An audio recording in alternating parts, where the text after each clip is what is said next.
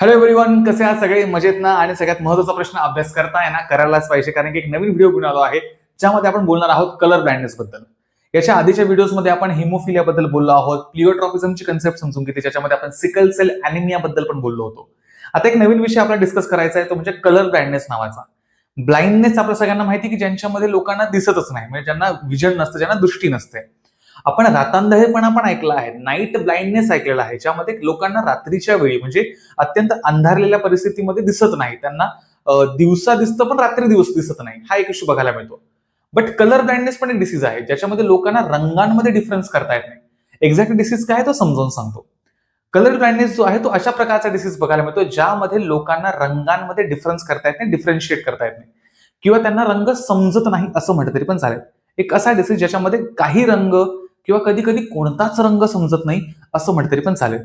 मग सर त्यांना रंग जर समजत नाही तर मग काय दिसतं? म्हणजे जर एखाद्या ऑब्जेक्टचा रंग दिसत नाही, म्हणजे समजा एखादा टेबल असेल ज्या टेबलचा रंग ब्राऊन आहे समजा, मग त्यांना ब्राऊन रंग दिसत नाही, मग काय दिसतं त्यांना? मग त्यांना तो ग्रेइश कलरचा अपिअर होतो. ब्लॅक अँड व्हाईट या दोघांमधलीच कॉम्बिनेशन कळतात. मग ब्लॅक, व्हाईट आणि या दोघांचं कॉम्बिनेशन म्हणजे ग्रे, असेच कलर त्यांना कळतात, पण इतरत्र कोणताही रंग त्यांना समजत नाही. किंवा कधी कधी असंही होतं की त्यांना काही दोन रंगांमध्ये इश्यू असतो, म्हणजे ते मे बी लाल आणि हिरवे असू शकतात किंवा निळा आणि पिवळा असू शकतो. ह्या दोन रंग समजतच नाही, म्हणजे ना त्यांना लाल दिसतो ना हिरवा दिसतो, लाल आणि हिरव्याच्या ऐवजी ग्रे दिसतो. त्यांना निळा दिसत नाही, पिवळा दिसत नाही, निळा आणि पिवळ्याच्या ऐवजी ग्रे दिसतो, असं होतं. म्हणजे अशा प्रकारचे डिसीज ज्यांच्यामध्ये रंग समजत नाही असं म्हणूया. आणि हा दिवसाचाच आहे. बऱ्याच वेळा लोकांना रात्री दिसतं, रात्री व्यवस्थित क्लिअर दिसतं, पण दिवसा रंग ओळखता येत नाही, रात्रीही रंग ओळखता येत नाही, म्हणजे रंग ओळखू न शकण्याचा डिसीज बघायला मिळतो कलर ब्लाइंडनेस. असा हा थोडक्यात डिसीज आहे की मिनिंग काय त्याचा. मग हा जो डिसीज आहे तो नक्की कशाशी रिलेटेड आहे? थोडा जेनेटिक्सशी रिलेटेड बघायला मिळतो, थोडासा इनहेरिटन्सशी रिलेटेड करता हा डिसीज आहे. आणि टेक्निकली हा बघायला मिळतो एक X linked disorder. X linked disorder. X linked डिसऑर्डरचा अर्थ काय होतो की एक्स क्रोमोझोमशी रिलेटेड डिसऑर्डर बघायला मिळेल, डिसीज बघायला मिळेल. ते लिहून ठेवतो हवं तर, disease related to X chromosome. म्हणजे एक्स क्रोमोझोमशी रिलेटेड हा डिसीज आहे, हे सगळ्यात महत्वाचं आहे. मग एक्स क्रोमोझोम म्हणजेच ॲलोझोम, ज्याला आपण सोप्या भाषेमध्ये म्हणतो, ॲलोझोम. ॲलोझोमशी रिलेटेड हा डिसीज खरं तर बघायला मिळेल. आता हा एक्स क्रोमोझोमशी रिलेटेड डिसीज आहे, तरी पण मी मुद्दाम ह्याच्याबद्दलची एक गोष्ट सांगेल तुम्हाला. एक्स क्रोमोझोम हा फिमेलमध्ये असतो, मेलमध्ये असतो, पण मेलमध्ये एकच आहे, फिमेलमध्ये दोन एक्स क्रोमोझोम बघायला मिळतात होमोझायगस कंडिशनमध्ये. पण तरीही कलर ब्लाइंडनेस डिसीज हा मेलमध्ये जास्त कॉमन आहे ऍज कम्पेअर टू फिमेल. तर हे लक्षात घ्यायचं आहे. कलर ब्लाइंडनेस, इव्हन हिमोफिलियाच्या पण गंमत तशी, त्यांच्या दोघांचं जेनेटिक्स पॅटर्न सेमच आहे. ते हिमोफिलिया आणि कलर ब्लाइंडनेस दोन्ही डिसीज मेलमध्ये जास्त कॉमन आहे फिमेलपेक्षा. ओके, तर ही फक्त एक गोष्ट सांगून ठेवली. आता थोडंसं डिसीजकडे जाऊया की एक्झॅक्टली होतं काय. आता एक्स क्रोमोझोमशी रिलेटेड डिसीज आहे म्हणजे नक्की काय होतं? होतं असं आहे की एक्स क्रोमोझोम जो आहे त्या एक्स क्रोमोझोम वरती एक जीन दडलेला आहे, आणि तो जो आहे तो ऑप्सिन जीन दडलेला आहे. ऑप्सिन ऑप्सिन नावाचा जीन दडलेला आहे एक्स क्रोमोझोम वरती. ओके, सिंपल मुद्दा आहे. आणि ह्या ऑप्सिन जीन पासून ना प्रोटीन बनतात. कोणता प्रोटीन बनतो? ऑप्सिन प्रोटीन बनतात, वेगळं काही नाही होत. सो ऑप्सिन नावाचा जीन ऑप्सिन प्रोटीन बनवतो. सर हे ऑप्सिन प्रोटीन कुठे कामी येतात, कुठे एक्झॅक्टली काम करतात? तर हा जो सगळा विषय जो आहे तो ह्युमन आयशी रिलेटेड आहे, कारण की विजन म्हटलं तर ह्युमन आय, तर ऑफकोर्स हा विषय ह्युमन आयशी रिलेटेड आहे. आता ह्युमन आय जे आहे त्या आयला बनवणारे 3 लेअर आहेत मित्रांनो. जो डोळा असतो आपल्या, त्या डोळ्याला बनवणारे 3 वेगळे लेअर असतात. तुम्ही जर आयचं स्ट्रक्चर स्टडी केलं कंट्रोल कोऑर्डिनेशन मध्ये तुमच्या लक्षात येईल. सगळ्यात बाहेरचा लेअर स्क्लेरा आहे, जो मिडल आहे तो कोरॉइड आहे, आणि सगळ्यात इनर जो आहे तो रेटिना आहे. आणि विजनसाठी इम्पॉर्टंट लेअर जो आहे तो रेटिना नावाचा लेअर आहे. सो ह्युमन आय मध्ये बघायला मिळतो आपल्याला हा रेटिना नावाचा लेअर. ओके, सो रेटिना नावाच्या लेअरचं जे काही काम आहे ते काय आहे, हवं तर मी इथे लिहून ठेवतो, हवं तर लाईट सेन्सिंग जे आहे ते काम आहे. सो लाईट सेन्सिंग जर नाही कळलं तर सोप्या भाषेत मी इथे लिहून ठेवतो विजन. विजन हे काम आहे रेटिनाचं, मेन काम विजन आहे रेटिनाचं. मग सर त्याचा इथे काय संबंध? तुम्ही ऑप्सिन प्रोटीन बद्दल बोलत होता, मध्येच तुम्ही ह्युमन आय आणि रेटिनाकडे गेलात, तर गंमत रेटिनामध्ये आहे. आता जो रेटिना असतो ना, त्या रेटिनामध्ये तुम्हाला बघायला मिळतात 2 महत्वाच्या सेल्स रेटिनामध्ये. कोणत्या कोणत्या सेल्स? तर रेटिनामध्ये बघायला मिळतात कोन सेल्स आणि दुसऱ्या बघायला मिळतात रॉड सेल्स. कोन आणि रॉड सेल्स. सर कोन आणि रॉड सेल असं नाव का? कारण की त्यांच्या शेप वरनं पडलंय. कोन सेल कारण की एखाद्या कोन सारखा, आईस्क्रीमचा कोन कसा असतो त्यासारखा शेप आहे. आणि रॉड सेल्स ज्यांचा शेप एखादा रॉड सारखा, मग स्टीलचा रॉड किंवा काठीसारखा रॉड म्हणतात तरी पण चालेल, तर रॉड सेल्स शेप वरून त्यांची नावं आहेत. कोन आणि रॉड. त्यातल्या ज्या रॉड सेल आहेत त्यांच्याबद्दल मुद्दाम सांगतो. तर हे जनरली नाईट विजन साठी रिस्पॉन्सिबल आहेत. रात्रीच्या वेळी कमी लाईट मध्ये जे विजन होतं ते रॉड सेल्स कडनं होतं. याला नाईट विजन पण म्हणतात किंवा स्कोटॉपिक विजन असंही म्हणतात. दोन शब्द आहे, नाईट विजन किंवा स्कोटॉपिक विजन. कोन सेल्सचा काय विषय सर? कोन सेल्स ज्या आहेत त्या लाईट विजनसाठी आहेत. लाईट विजन म्हणजेच दिवसा किंवा जेव्हा लाईट प्रेझेंट असतो त्यावेळेच्या विजनसाठी या रिस्पॉन्सिबल आहेत. कोणत्या? Cone cell. सो रेटिना मधल्या आपल्याला इम्पॉर्टंट सेल कोणत्या आहेत? ह्या कोन सेल्स ज्या आहेत त्या इम्पॉर्टंट आहेत, कारण की त्या लाईट, डे लाईट विजनसाठी इम्पॉर्टंट आहेत. सर ठीक आहे, ते मान्य, पण मग काय याचा काय मुद्दा आहे? कोन सेल ज्या आहेत ना त्या कोन सेल मध्ये एक महत्वाचा पिगमेंट बनतो.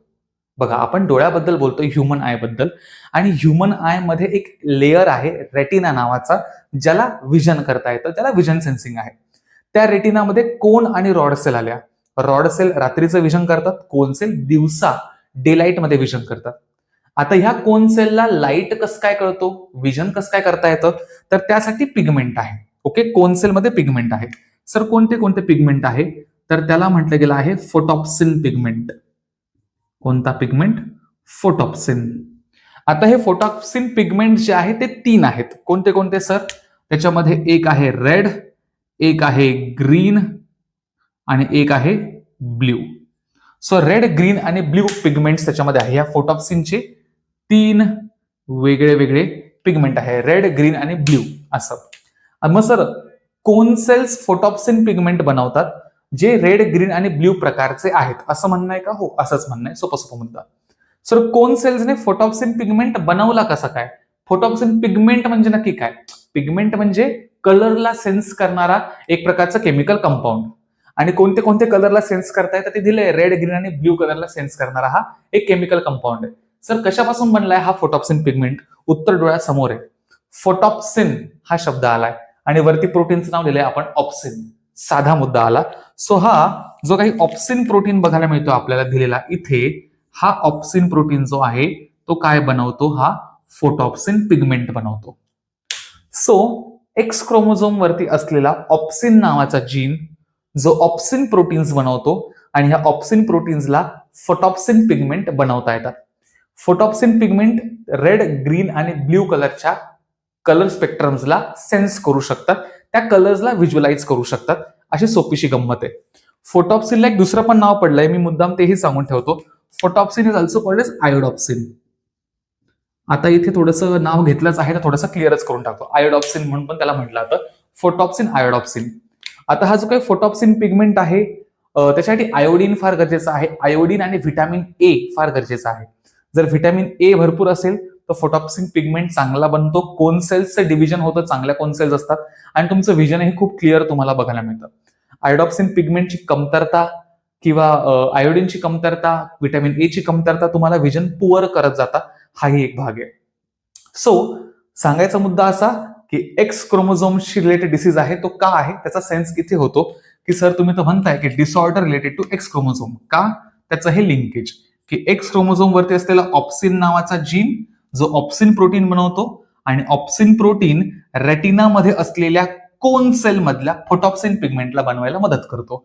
ऑप्सिन प्रोटीनच नाही आला, काय नाही झालं? ऑप्सिन प्रोटीनच नाही आला, ऑप्सिन प्रोटीन बनवलाच नाही गेला तर मग फोटॉप्सिन पिगमेंट बनत नाही.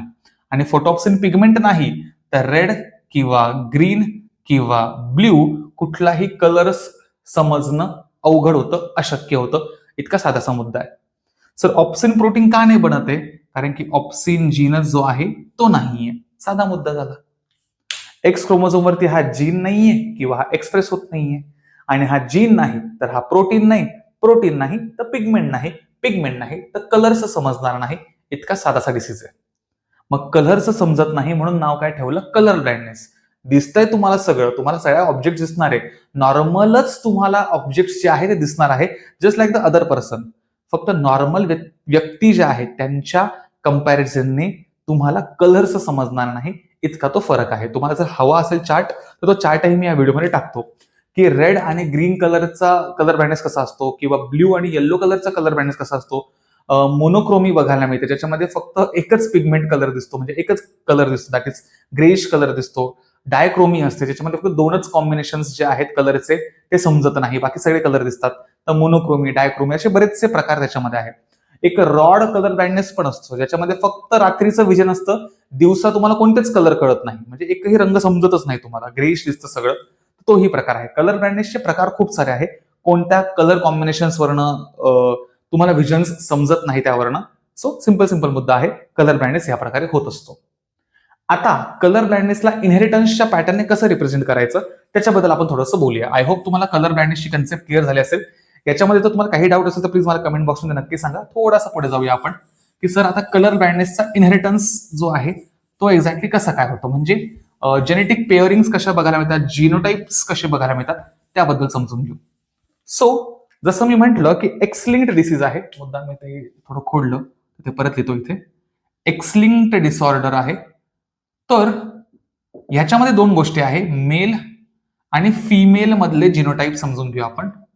सो मेल मध्ये जर बघायला गेलं तर आपलं कंडिशन बघायला मिळते XY. ओके, मेल मध्ये XY कंडिशन बघायला मिळते आणि हा डिसीज एक्स लिंक्ड आहे, म्हणजे फक्त एक्स क्रोमोझोम वरतीच याचा जो काही इफेक्ट आहे तो बघायला मिळणार आहे, तो जीन बघायला मिळणार आहे. सो एक्स क्रोमोझोम जो आहे मेल मधला त्याच्यावरती जर कॅपिटल C आपण मेन्शन करतोय तर याचा अर्थ ही नॉर्मल व्हिजनची कन्सेप्ट आहे. इथे मी मेन्शन करतो नॉर्मल व्हिजन, म्हणजे ह्या मेलमध्ये व्हिजन नॉर्मल आहे. का नॉर्मल आहे? कारण की याच्या एक्स क्रोमोझोम वरती ऑप्सिन जीन प्रेझेंट आहे, ऑप्सिन प्रोटीन बनतोय, सगळे कलर पिगमेंट्स बनत आहे, त्याला कलर्स दिसत आहे, म्हणून मी इथे कॅपिटल C मेन्शन केलं आहे फॉर द अंडरस्टँडिंग की बाबा नॉर्मल व्हिजन आहे.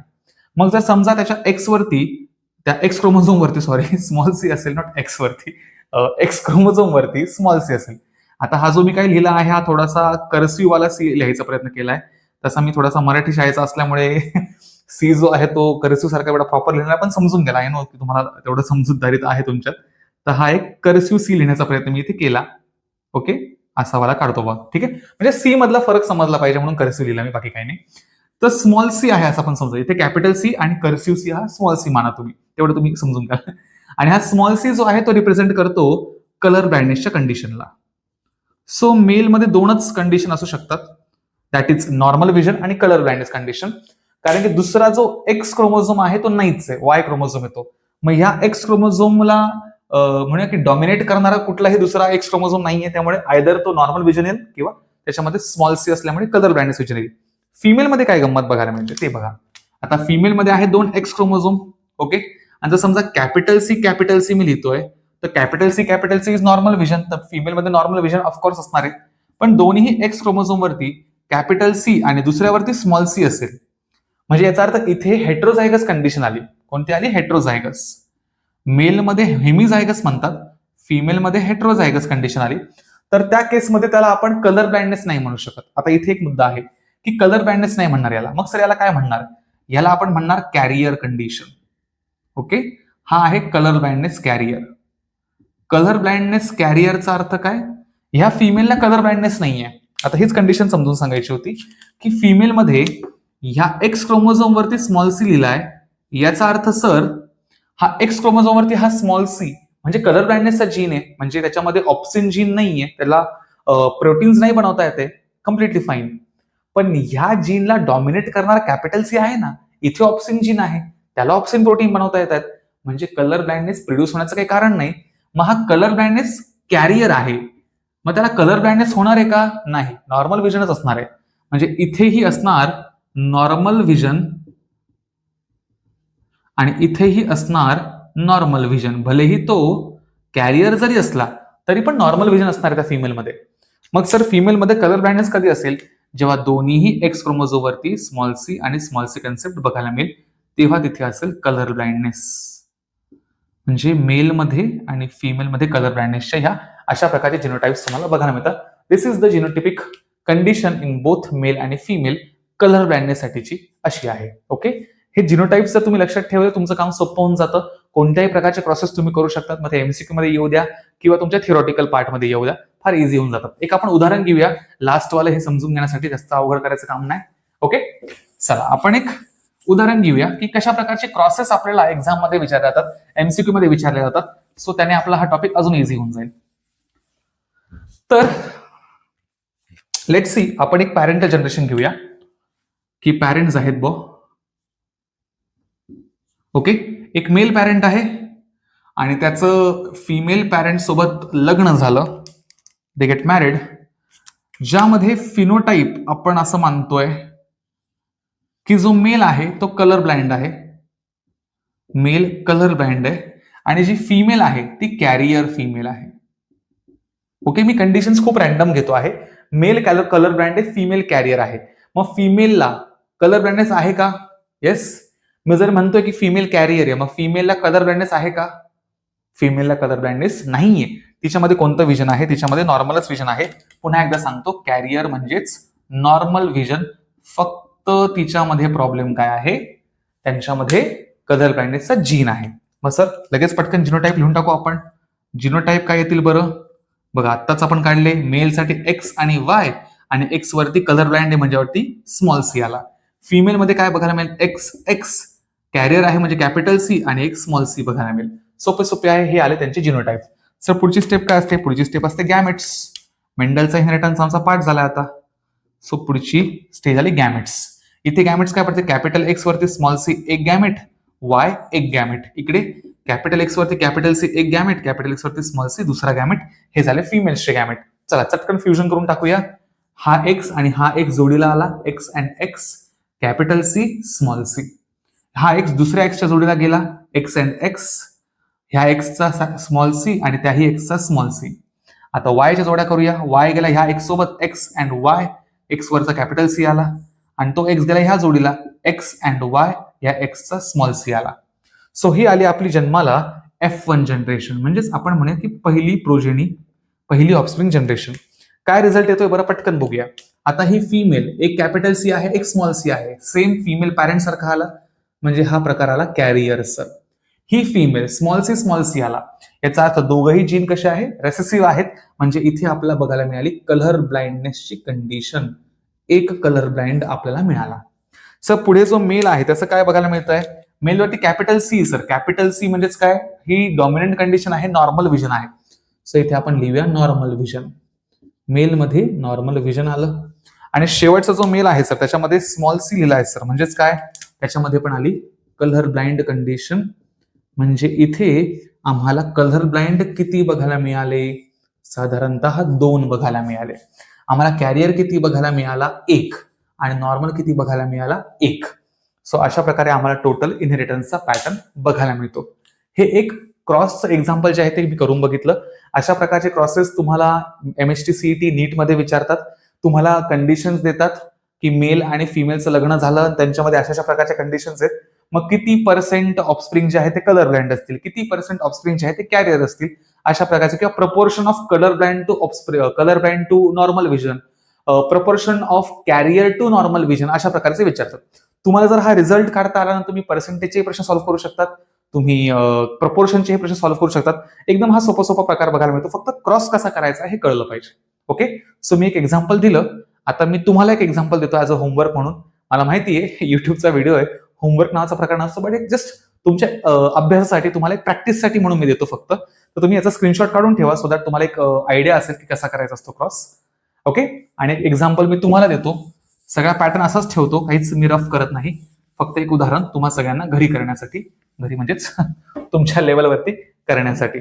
सो आता ह्या केसमध्ये आपण जो मेल आहे तो बिचारा नॉर्मल घेऊया. जो मेल आहे तो नॉर्मल आहे, आणि जी फिमेल आहे, we are taking that female as a colour blind female. Okay, मेलमध्ये कधी कॅरियर कंडिशन तयार होत नाही. हा मेल मे बी नॉर्मल असेल किंवा कलर ब्लाइंड असेल. कॅरियर कंडिशन मेलमध्ये नसते, फक्त फिमेलमध्येच येते. सो साधा मुद्दा आहे, मेल नॉर्मल आहे, फिमेल कलर ब्लाइंड आहे. करा ह्याचा क्रॉस आणि रिझल्ट सांगा मला काय, कमेंट बॉक्समध्ये नक्की सांगा. ओके, सो हा जो काही कलर ब्लाइंडनेसचा टॉपिक आहे तो मी तुम्हाला अत्यंत सोप्या भाषेमध्ये समजून सांगण्याचा प्रयत्न केलाय. तुम्हाला या संदर्भात काहीही डाऊट असेल तर तुम्ही कमेंट बॉक्समध्ये सांगा, मी तो डाऊट तुम्हाला क्लिअर करेल. एखादा व्हिडिओ बनवून किंवा तुम्हाला त्याही कमेंट बॉक्समध्येच क्लिअर करण्याचा प्रयत्न करेल. हा व्हिडिओ तुमच्या MSc CET नीट 12वीचे जे काही फ्रेंड्स आहेत त्यांना शेअर करा. त्यांनाही हा टॉपिक जो आहे तो समजून घ्यायला मदत करा. ओके, बायोनेस अकॅडमीचं युट्यूब चॅनलला सबस्क्राईब करा. नवीन नवीन व्हिडिओज तुम्हाला लवकरात लवकर मी आणून देण्याचा प्रयत्न करत राहील. बायोनेस अकॅडमीचं एक इंस्टाग्राम पेज देखील आहे, त्यालाही फॉलो करून ठेवायचं. तिथेही छोट्या छोट्या रील्स असतात, त्याही तुम्हाला बघायला मिळतील, त्याही एन्जॉय करता येतील. ओके, चला भेटूया आपण पुढच्या व्हिडिओमध्ये. धन्यवाद.